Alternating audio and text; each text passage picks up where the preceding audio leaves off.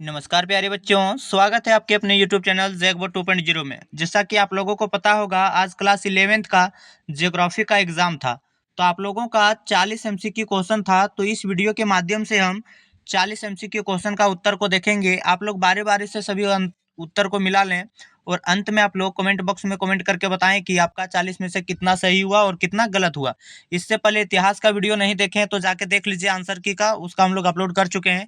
और सबसे खुशी की बात यह है कि आज जो सुबह में हम जो MCQ BBI MCQ क्वेश्चन का जो करवाए थे, उससे बहुत क्वेश्चन देखने को मिला है। यकीन नहीं है तो आप लोग वीडियो में जाकर देख सकते हैं, और जो देखे होंगे उनको तो बहुत फायदा हुआ होगा। बहुत क्वेश्चन उसी से देखने को मिला है। तो अभी भी आप लोग इस चैनल में नए हैं तो चैनल को सब्सक्राइब कर लीजिए तथा ज़्यादा से ज़्यादा अपने मित्रों को शेयर कीजिए। रीज़न ये है कि क्लास 12th का हम लोग सभी सब्जेक्ट का इस चैनल के माध्यम से आप लोगों को तैयारी करवाएंगे। तो चलिए क्वेश्चन नंबर 1 की ओर बढ़ते हैं। देखिए क्वेश्चन नंबर 1 में क्या पूछा गया है, आप लोग इसे ध्यान से देखिए। पूछा गया ज्योग्राफी शब्द किन दो शब्दों से मिलकर बना है। तो इसका जो राइट आंसर हो जाएगा, ज्योग्राफी शब्द किन दो शब्दों से मिलकर बना है, इसका राइट आंसर हो जाएगा ए, जियो प्लस ग्राफोस।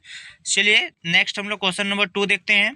क्वेश्चन नंबर 2 में पूछा गया है, ये भी क्वेश्चन हम करवाए थे मॉर्निंग में। चलिए देखा पूछा जा गया है, भूगोल का पिता किसे कहा जाता है। तो इसका राइट आंसर हो जाएगा इरेटास्थनीज। इरेटास्थनीज इज द राइट आंसर। ये next question number 3। Question number 3 में पूछा गया, निम्नलिखित में से कौन सी नदी भ्रंश घाटी से होकर बहती है। तो इसका जो राइट आंसर हो जाएगा 3 का बी हो जाएगा, नर्मदा नदी। चलिए नेक्स्ट हम लोग क्वेश्चन नंबर 4 देखते हैं। क्वेश्चन नंबर 4 देखिए क्या पूछा गया था आप लोगों से, कौन सी नदी ज्वारदन मुख या एस्चुरी का निर्माण करता है। तो 4 का जो राइट आंसर हो जाएगा डी हो जाएगा। आप लोग याद कर लीजिएगा, इनमें से सभी नदी होगा, डी इज राइट आंसर। चलिए नेक्स्ट हम लोग क्वेश्चन नंबर 5 देखते हैं। क्वेश्चन नंबर 5 देखिए आप लोगों से क्या पूछा गया था। क्वेश्चन नंबर 5 में आप लोगों से पूछा गया था कि निम्नलिखित में से कौन संकटग्रस्त प्रजातियां कौन सी है। तो इसका जो राइट आंसर हो जाएगा बी हो जाएगा, B is the right answer. बाघ व शेर, इसको संकटग्रस्त जातियों में रखा गया है।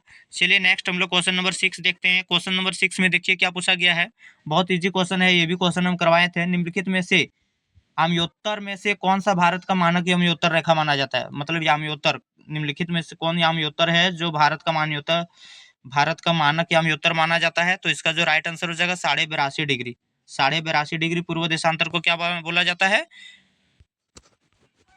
तो भारत का मानक याम्योत्तर। चलिए नेक्स्ट हम लोग क्वेश्चन नंबर 7 देखते हैं। क्वेश्चन नंबर 7 में देखिए क्या पूछा गया है, विश्व का सबसे गहरा महासागर कौन है। तो इसका जो राइट आंसर हो जाएगा प्रशांत महासागर, डी इज राइट आंसर, प्रशांत महासागर हो जाएगा।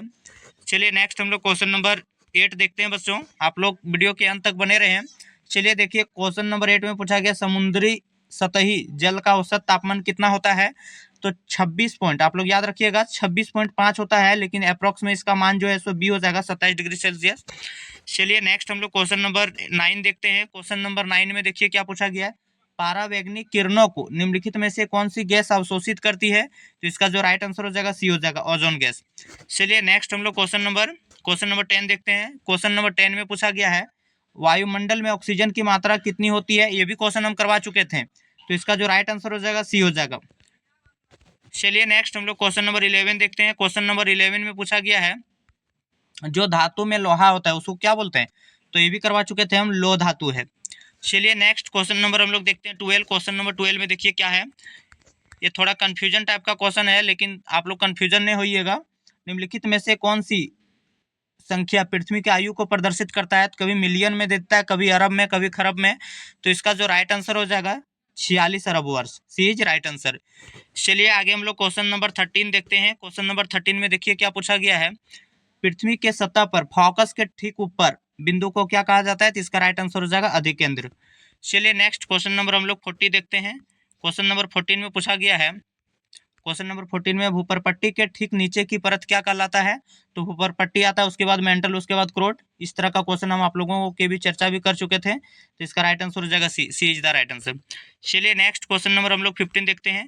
क्वेश्चन नंबर 15 में पूछा गया है, मैग्मा व लावा से बनी चट्टान को क्या कहा जाता है। तो इसका राइट आंसर हो जाएगा आग्नेय चट्टान। आग्नेय चट्टान का जो निर्माण होता है सो मैग्मा और लावा से, ये इज राइट आंसर। चलिए नेक्स्ट क्वेश्चन नंबर हम लोग 16 देखते हैं। क्वेश्चन नंबर 16 देखिए क्या पूछा गया है, निम्नलिखित में से कौन सा कठोरतम खनिज है? तो इसका जो राइट आंसर हो जाएगा हीरा, सबसे कठोर खनिज हीरा है। चलिए आगे हम लोग क्वेश्चन देखते हैं। आगे क्वेश्चन नंबर 17 में क्या पूछा गया, देखिए आप लोग। क्वेश्चन नंबर 17 में आप लोगों से पूछा गया स्थल रूप विकास की किस अवस्था में अधोमुख कटाव प्रमुख होता है? तो इसका जो राइट आंसर हो जाएगा तरुणावस्था, ये इज राइट आंसर। चलिए बच्चों नेक्स्ट हम लोग क्वेश्चन नंबर 18 देखते हैं। क्वेश्चन नंबर 18 आप लोग स्क्रीन पर आ गया है, देख लीजिए। मरुस्थलीय क्षेत्रों में सबसे महत्वपूर्ण भू आकृतियां क्या है? तो इसका जो राइट आंसर हो जाएगा मरुस्थल में। तो मरुस्थल में क्या होता है, ज्यादा बालू वगैरह होता है, तो इसका जो राइट आंसर हो जाएगा बालू स्तूप। चलिए आगे हम लोग क्वेश्चन देखते हैं। Question number 19। क्वेश्चन नंबर 19 में पूछा गया है निम्नलिखित में से कौन सी नदी द्वारा बनाया जाता है? तो नदी द्वारा कौन बनाया जाता है? तो इसका राइट आंसर हो जाएगा वी आकार की घाटी। वी आकार की घाटी या यू आकार की घाटी जो है सो नदी द्वारा ही बनाया जाता है, इसलिए इसका राइट आंसर ये हो जाएगा। चलिए नेक्स्ट हम लोग क्वेश्चन नंबर 20 देखते हैं। क्वेश्चन नंबर 20 में पूछा गया है वह वायुमंडलीय परत जो मानव जीवन के लिए महत्वपूर्ण है? तो इसका राइट आंसर हो जाएगा क्षोभ मंडल। चलिए नेक्स्ट क्वेश्चन नंबर हम लोग 21 देखते हैं। क्वेश्चन नंबर 21 में देखिए क्या पूछा गया है, निम्नलिखित में से कौन सी गैस वायुमंडल में सबसे अधिक मात्रा में मौजूद है? तो ये भी क्वेश्चन मॉर्निंग में हम आप लोगों को करवा चुके थे, तो इसका राइट आंसर हो जाएगा बी नाइट्रोजन।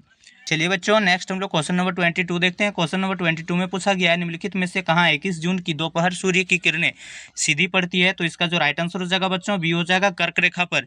चलिए बच्चों आगे हम लोग क्वेश्चन नंबर 23 देखते हैं। क्वेश्चन नंबर 23 में देखिए क्या पूछा गया है, अंतर उष्ण कटिबंधीय विसरण क्षेत्र प्राय कहाँ होता है? तो इसका जो राइट आंसर हो जाएगा 23 का ये हो जाएगा भूमध्य रेखा के निकट। चलिए बच्चों आगे हम लोग क्वेश्चन नंबर 24 देखते हैं। क्वेश्चन नंबर 24 आप लोगों के सामने आ चुका है। देखिए इसमें क्या पूछा गया, निम्नलिखित में से वह प्रक्रिया कौन सी है जिसके द्वारा जल द्रव से वाष्प में बदलता है? तो इसका जो राइट आंसर हो जाएगा बच्चों 24 का सी हो जाएगा, वाष्पीकरण कहलाता है। ये भी क्वेश्चन हम करवा चुके थे। चलिए आगे क्वेश्चन नंबर 25। क्वेश्चन नंबर 25 आप लोग देखिए, इसमें पूछा गया है लवणता को समुद्री जल में घुलते हुए ग्रामों में की मात्रा की व्यक्त किया जाता है? तो इसका जो राइट आंसर हो जाएगा बी हो जाएगा प्रति 1000 ग्राम। चलिए बच्चों नेक्स्ट हम लोग क्वेश्चन नंबर 26 देखते हैं। क्वेश्चन नंबर 26 देख लीजिए, आप लोगों के सामने आ चुका है। इसमें पूछा गया महासागरीय जल के ऊपर एवं नीचे गति को क्या कहते हैं? तो महासागरीय जो जल है उसको ऊपर एवं नीचे गिरना या उठना हम लोग क्या बोलते हैं, ज्वार भाटा। इसका ये राइट आंसर हो जाएगा, यही राइट आंसर। चलिए बच्चों आगे हम लोग क्वेश्चन नंबर 27 देखते हैं। क्वेश्चन नंबर 27 में देखिए क्या पूछा गया है, निम्नलिखित में से भारत के किस राज्य में बाढ़ सबसे अधिक आता है? तो इसका राइट आंसर हो जाएगा बिहार, बहुत आता है बिहार में बाढ़। चलिए आगे हम लोग क्वेश्चन नंबर 28 देखते हैं। क्वेश्चन नंबर 28 देख लीजिए आप लोगों से पूछा गया था मृदा का सर्वाधिक व्यापक और सर्वाधिक उपजाऊ प्रकार कौन सी है? तो इसका राइट आंसर हो जाएगा जलोढ़ मृदा। ये क्वेश्चन हम बहुत बार तीनों वीडियो में भी बता चुके थे, ये क्वेश्चन बहुत इंपॉर्टेंट था और आप लोगों का क्वेश्चन आया भी, तो ये इज राइट आंसर। चलिए next question number 29। Question number 29 में पूछा गया है प्रोजेक्ट टाइगर निम्नलिखित में से किस उद्देश्य से शुरू किया जाता है? तो 29 का जो राइट आंसर हो जाएगा बच्चों सी हो जाएगा, बाघ को शिकार से बचाने के लिए, बाघ को शिकार से बचाने के लिए। चलिए नेक्स्ट हम लोग क्वेश्चन नंबर 30 देखते हैं। क्वेश्चन नंबर 30 में पूछा गया है मानसून शब्द का शाब्दिक अर्थ क्या होता है? तो इसका राइट आंसर हो जाएगा मौसम। ये क्वेश्चन हम आपको नहीं करवा पाए थे, सी इज राइट आंसर। चलिए next question number 31। Question number 31 में पूछा गया है गर्मियों में उत्तरी मैदान में बहने वाले पवन को क्या कहा जाता है? तो इसको हम लोग लू कहते हैं, क्या बोलते हैं, लू। चलिए next question number question number 32।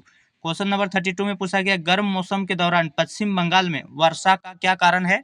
तो इसका जो राइट आंसर हो जाएगा काल बैसाखी, काल बैसाखी। चलिए आगे हम लोग क्वेश्चन देखते हैं।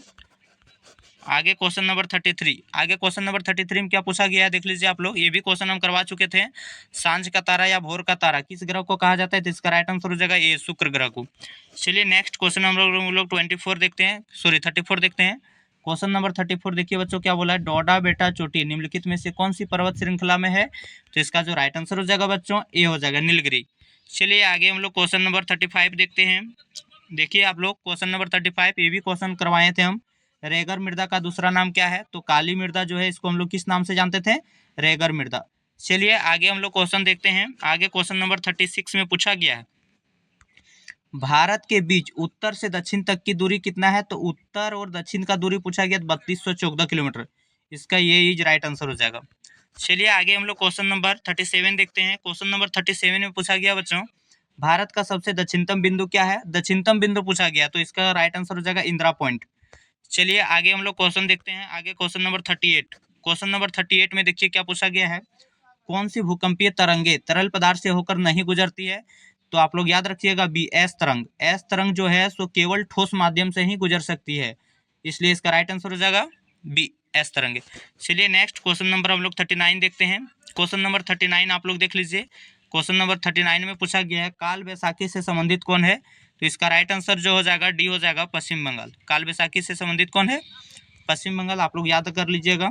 चलिए नेक्स्ट क्वेश्चन नंबर हम लोग 40 देखते हैं। क्वेश्चन नंबर 40 देखने से पहले आप लोगों को बता दें कि इस चैनल के माध्यम से क्लास 12 का सभी सब्जेक्ट का तैयारी करवाया जाएगा चैप्टर वाइज, इसलिए अभी भी आप लोग इस चैनल में नए हैं तो चैनल को सब्सक्राइब कर लीजिए तथा ज़्यादा से ज़्यादा अपने मित्रों को शेयर कीजिए ताकि आने वाला वीडियो सबसे पहले आपको मिल सके। चलिए हम लोग क्वेश्चन नंबर 40 का राइट आंसर देख लेते हैं। क्वेश्चन नंबर 40 में पूछा गया है भारत में कर्क रेखा कितने राज्यों से गुजरती है, तो इसका जो राइट आंसर हो जाएगा बी हो जाएगा 8।